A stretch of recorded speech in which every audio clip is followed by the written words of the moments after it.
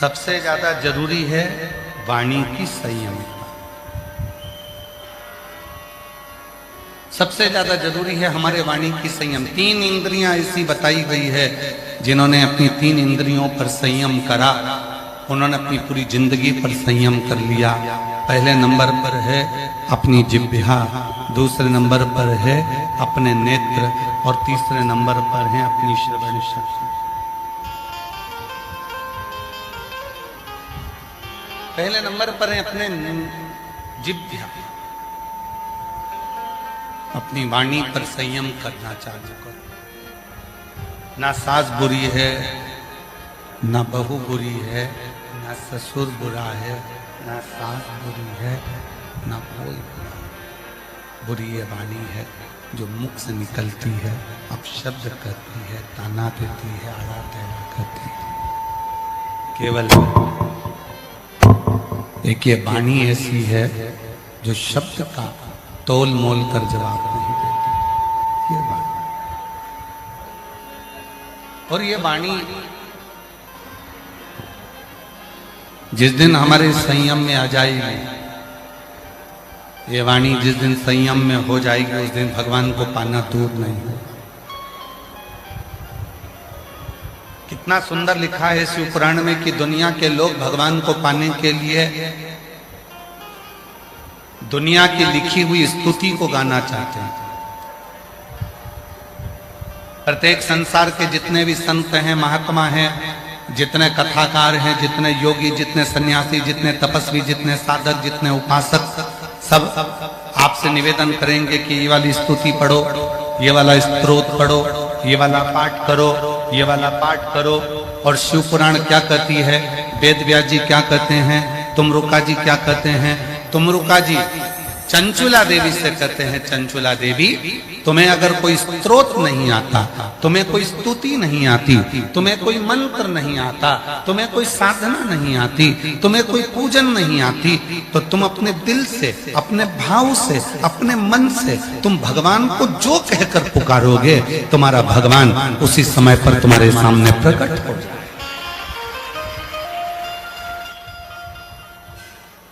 उसी समय तुम्हारा भगवान तुम्हारे सम्मुख में प्रकट हो। उसी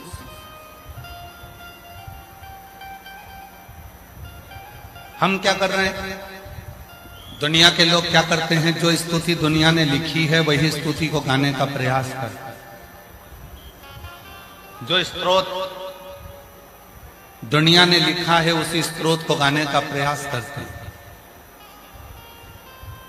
कभी अपने मन से भी आप कुछ स्तुति को गुनगुनाओ, कभी अपने मन से भी उस परमात्मा के लिए कुछ स्तोत्र को गुनगुनाओ, कभी अपने मन से भी उस परमात्मा को कुछ पुकारो, कभी अपने मन से भी उस परमात्मा के स्मरण को पुकारो। कुछ स्तुति, कुछ मंत्र, कुछ साधना, कुछ अपने भीतर के होना चाहिए। कुछ स्तुति अपने भीतर की होना चाहिए, कुछ मंत्र अपने भीतर के होना चाहिए।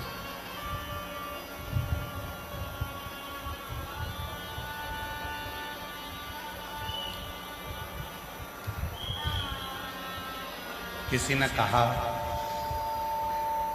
खूब अच्छे अच्छे पाठ करो भगवान मिल जाए। किसी ने कहा खूब अच्छे अच्छे स्तुति पढ़ो परमात्मा मिल जाए। किसी ने कहा अच्छे अच्छे मंत्र का जप करो परमात्मा मिल जाए। किसी ने कहा इतने घंटे की साधना करो परमात्मा मिल जाए। पर शिव महापुराण की कथा कहती है मत बैठो 4 घंटा तुम तप करने के, मत बैठो तुम 5 घंटा साधना करने के, मत बैठो तुम आराधना करने के लिए, पर इतना जरूर करो घर में जो सदस्य रह रहे हैं, घर में जो माता पिता रह रहे हैं, घर में जो बुजुर्ग रह रहे हैं, घर में जो सदस्य निवास कर रहे हैं, उनके प्रति प्रेम का भाव रखना प्रारंभ कर दो, मेरा शंकर भगवान तुम्हारे सामने प्रकट हो जाए।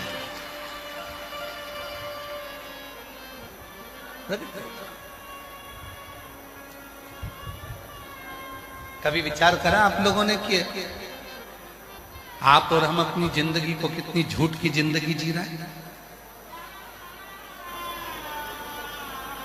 यहाँ जितने कथा को श्रवण करने के लिए बैठे हैं और जितने फेसबुक यूट्यूब पर कथा सुन रहे हैं, जितने आस्था चैनल पर कथा सुन रहे हैं, जितने पुरुषोत्तम मास के महीने में ये 2 बजे से 5 बजे तक दुधनाल गांव से, महाराष्ट्र से जो कथा चल रही है, धाराशिव जिले से, इसको श्रवण कर अपने हृदय पर हाथ रखकर देखना आप कितना सत्य की जिंदगी जी रहे हैं।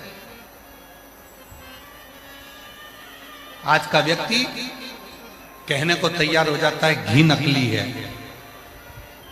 ये घी असली है, ये घी नकली है। आज का व्यक्ति कहता है ये सोना असली है, ये सोना नकली है। आज का व्यक्ति कहता है ये चांदी असली है, ये चांदी नकली है। आज का व्यक्ति कहता है ये प्योर कॉटन नहीं है, ये नकली है। आज का व्यक्ति कहता है चावल असली और नकली है। आज का व्यक्ति कहता है ये तेल नकली है, ये तेल असली है। हमने घी नकली देखा, हमने चावल नकली देखा, हमने कपड़ा नकली देखा, हमने सोना नकली देखा, हमने चांदी नकली देखी, पर जैसे जैसे कलयुग बढ़ता चले जाता है वैसे वैसे इंसान भी नकली होता चले जाता है। इंसान भी नकली है और उसकी नकलीपन कहां नजर आता है? आप खुद अपने अंदर झांक कर देखना।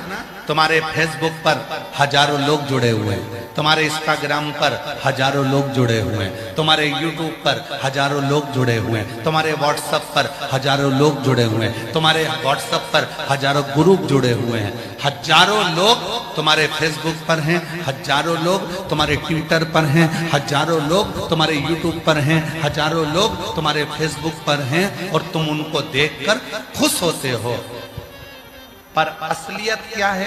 हजारों लोग तुम्हारे मोबाइल पर जुड़े हुए हैं तुम्हारे मित्र बनकर, पर सही मायने में कहना, क्या तुम जितने लोग घर में रह रहे हैं उनसे दिल से जुड़े हो?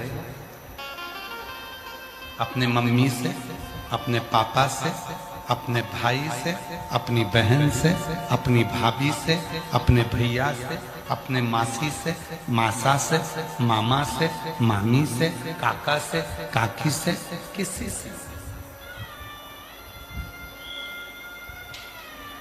व्हाट्सएप पर बैठकर मैसेज में बात करने का आपके पास समय होता है दूसरों से, इंस्टाग्राम पर बात करने का समय होता है दूसरों से, फेसबुक पर बात करने का समय होता है दूसरों से, यूट्यूब पर जवाब देने का समय होता है दूसरों से, पर घर में 5 लोग निवास करते हैं, 4 लोग रहते हैं और एक दूसरे से बात करने की फुर्सत आज के व्यक्ति को नहीं होती। इससे बड़ा नकली व्यक्ति और कहां होगा? इससे बड़ा नकली व्यक्ति कहां होगा? घर में प्रवेश करो,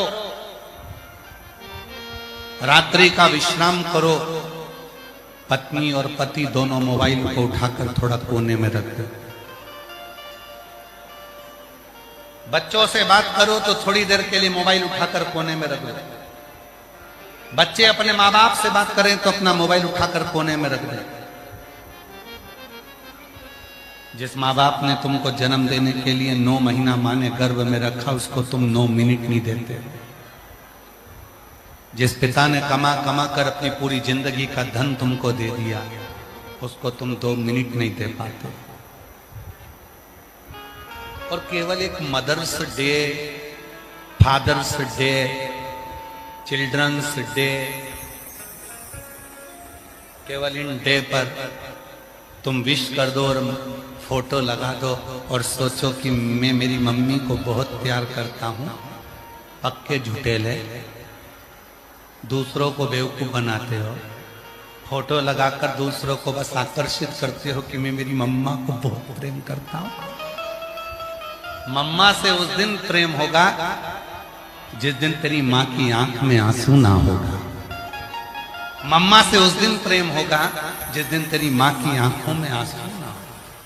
पापा से उस दिन प्रेम होगा जिस दिन तेरे पिता के नेत्र में जल ना हो। प्रेम वो नहीं है।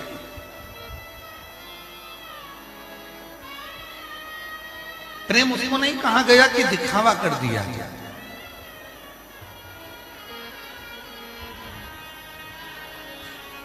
खूब प्रेम के किस्से चलते हैं,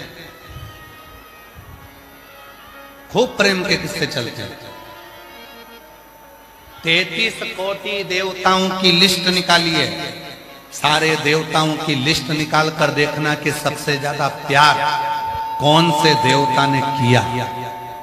आपको उस लिस्ट में मिलेगा सबसे ज्यादा प्यार केवल एक ही देवता ने करा, वो थे देव अधिदेव महादेव, जो मां सती से प्यार करते थे।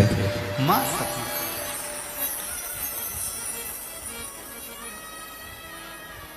33 कोटि देवता में केवल एक देवता है देव अधिदेव महादेव, जो मां सती से प्रेम करते थे।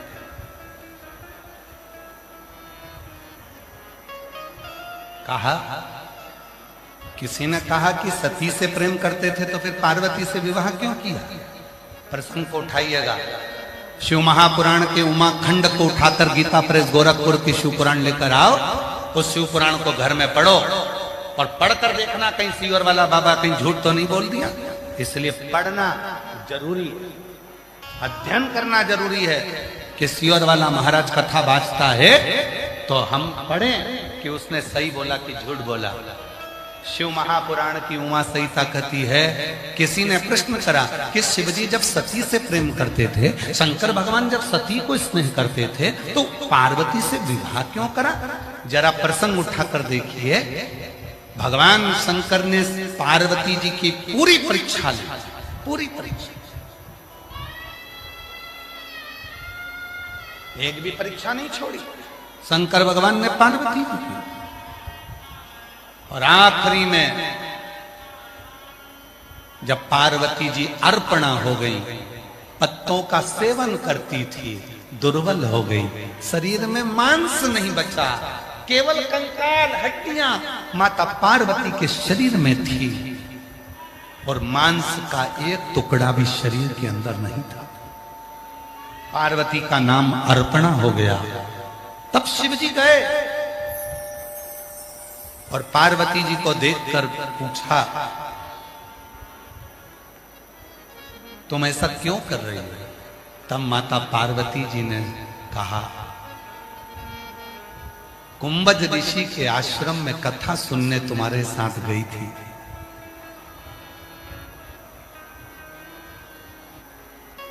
अपने पिता के मुख से आपकी निंदा सुन ली थी, इसलिए शरीर को मैंने जलाकर भस्म कर दिया था। शंकर जी ने समझ लिया कि मेरी सती पार्वती बनकर आ गई है, तब उसको स्वीकार किया, तब उसको अपना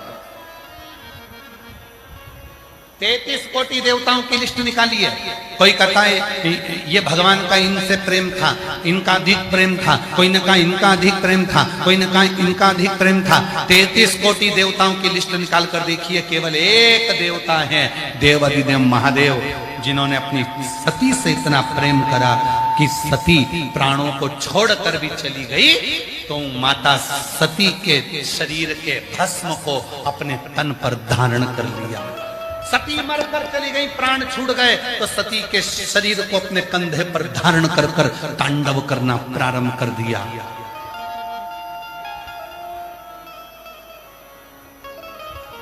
सती चली गई तो उसके शरीर के मुंड की माला अपने गले में धारण करना प्रारंभ कर दिया। सती के जाने के बाद अब तुम्हारी लिस्ट निकालो, तुम्हारे मोहल्ले में देखो, तुम्हारी कॉलोनी में देखो, तुम्हारी सोसाइटी में देखो, तुम्हारे रिश्तेदारों में देखो, जिनकी पत्नी चली गई वो फेसबुक पे दूसरी ढूंढ रहे हैं।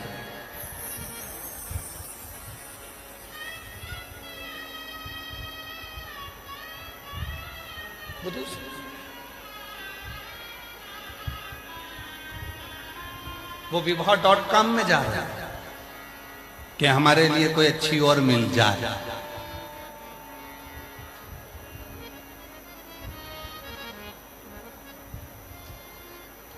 कहाँ गया वो रिश्ता, कहाँ गया वो संबंध।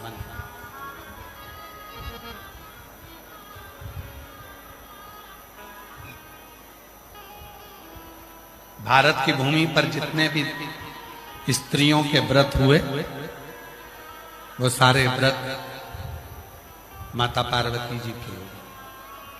तीज का व्रत माता पार्वती का था, चतुर्थी का व्रत माता पार्वती का था, छठ का व्रत माता पार्वती का था। जितने व्रत, जितने जितने व्रत, तीज, चतुर्थी, छठ, अष्टमी, जितने भी व्रत करे वो सब माता पार्वती। क्यों? समर्पण है, समर्पण है सती का, समर्पण है माता पार्वती का।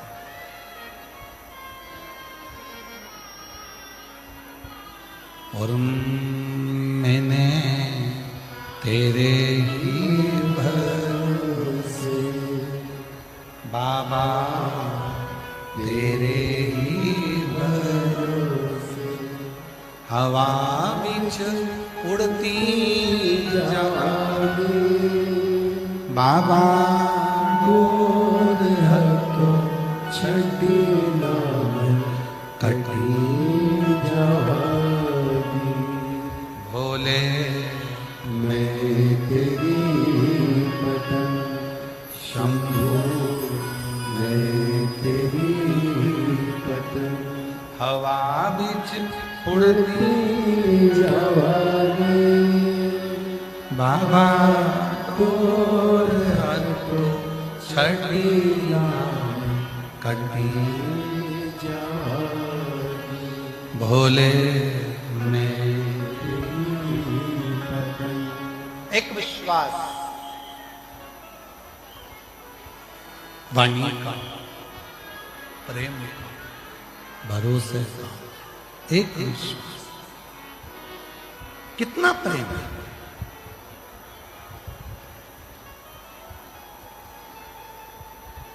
कितने लोग तुमसे जुड़े हैं फेसबुक पर वो मायना नहीं रखता।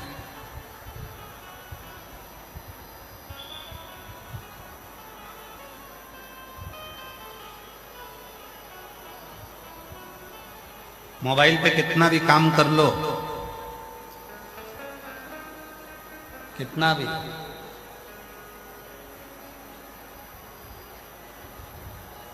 चलो जाने दो। एक प्रश्न, एक अच्छी बात समझो अपने जीवन में।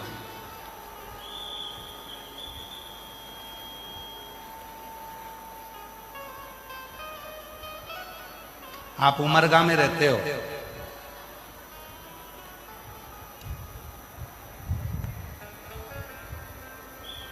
मान लो अब कोई मोबाइल पर कहे कि मैंने उमरगा के लिए ये करा, मैंने उमरगा के लिए वो करा, और मोबाइल पर बैठे बैठे उमरगा के लिए करता रहे करता रहे करता रहे। पर उमरगा वाले तो कहेंगे भैया इस मोबाइल पर करने से कुछ नहीं होगा, फील्ड में आओ, जमीन पर आओ और उमरगा की गली गली में जाकर, धाराशिव जिले में जाकर, हमारे प्रदेश में, हमारे गांव में, एक एक जगह पर जाकर जो जमीन पर काम करता है उसकी मूलता मानो, उसकी मूलता।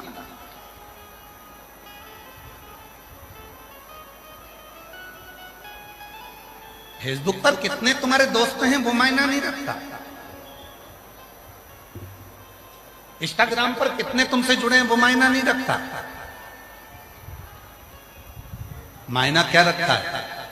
जिस दिन तुम्हारी दुख की घड़ी है, बीमारी आ गई, एक्सीडेंट हो गया, तकलीफ में आ गए, हॉस्पिटल में पड़े हो, केवल एक दिन देखने के लिए गए, बाकी के दिन जिसको तुमने टाइम नहीं दिया, जिसको तुमने समय नहीं दिया, दूसरों से बात करने का तुम्हें फोन पर समय था, और घर में जो धर्म पत्नी थी, पति था, बच्चे थे, उनके पास में समय नहीं दिया, और आखिरी में सेवा करने के लिए हॉस्पिटल में रात दिन वही धर्म पत्नी बैठी रही जिसको तुमने 1 मिनट का समय नहीं दिया।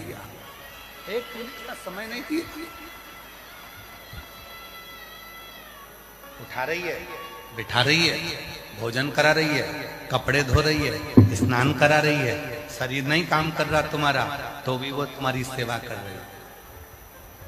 एक दिन तुम मीठे वाणी से उससे नहीं बोले, एक दिन तुम प्रेम की वाणी से उससे नहीं बोले, फिर भी उसने अपना पूरा समय तुम्हारे को दिया, पूरा समय। हो सकता है हमारी बात का कई लोगों को बुरा लग जाए, पर ईमानदारी से एक बात कह दें, हो दूधनाल वालों, पाटिल साहब बोल दें, हो सकता है हमारी बात का बुरा लग जाए, पर कह देते हैं, पत्नी से अच्छा दोस्त दुनिया में कोई नहीं हो सकता। उसको अपना बेस्ट फ्रेंड बनाओ। दुख आया है, कोई नहीं आएगा, 4 दिन आएंगे, 5 दिन आएंगे, 6 दिन आएंगे, तुम तो 2 महीने से हॉस्पिटल में पड़े हो, घर में बीमार पड़े हो, कोई तुम्हारा दोस्त आकर तुमको ले जाकर बाथरूम में बिठाएगा, कोई तुम्हारे कपड़े धोएगा, कोई तुम्हारे काम करेगा, कोई तुमको चम्मच से रोटी खिलाएगा, रोटी चम्मच से भी नहीं खा पाओगे तो मिक्सर में पीस पीस कर पानी बनाकर नली से पिलाएगा।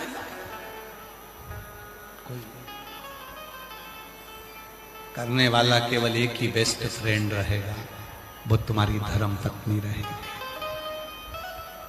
तुम्हारा पति रहेगा। उस पति को बेस्ट फ्रेंड